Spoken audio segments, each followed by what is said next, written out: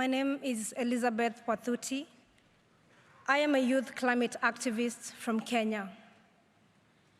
I have done a lot of soul searching about what to say here today.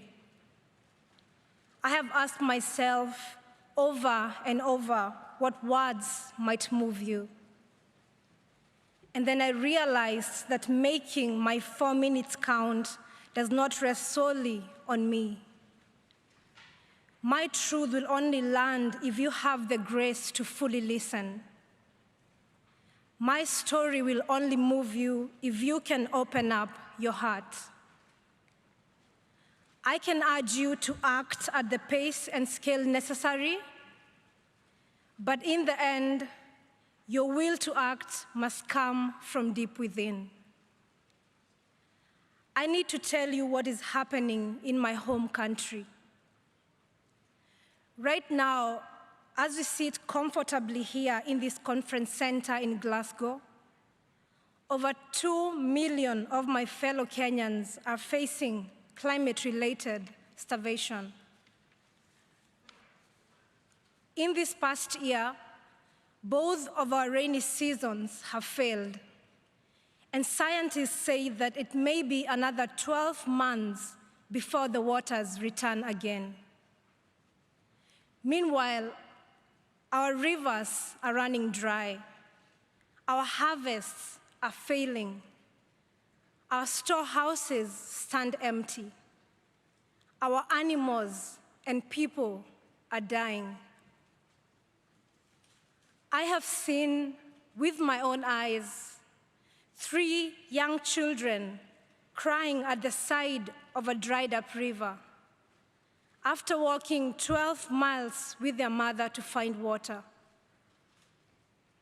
Please open your hearts. This is not only happening in Kenya.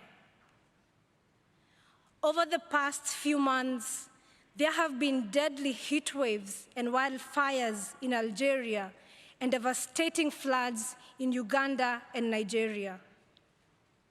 And there is more still to come. By 2025, in just 4 years' time, half of the world's population will be facing water scarcity. And by the time I'm 50, the climate crisis will have displaced 86 million people in sub-Saharan Africa alone.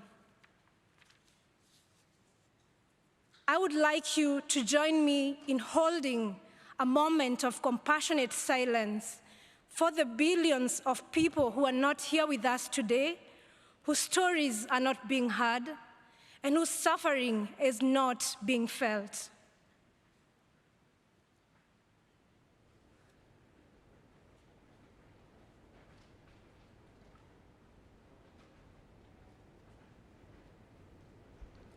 Please open your hearts. If you allow yourself to feel it, the heartbreak and the injustice is hard to bear. Sub-Saharan Africans are responsible for just 0.5% of historical emissions. The children are responsible for none, but they are bearing the brunt.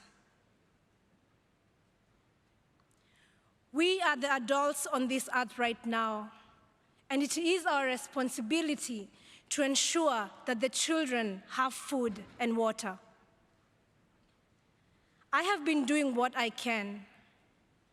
Inspired by the great Professor Wangari Maathai, I founded the Green Generation Initiative, a tree-growing initiative that enhances food security for young Kenyans. So far, we have grown 30,000 fruit trees to maturity, providing desperately needed nutrition for thousands of children.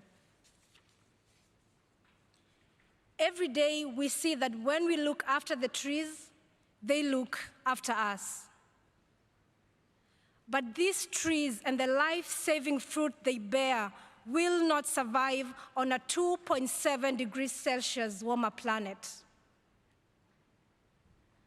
The decisions you make here will help determine whether the rains will return to our land.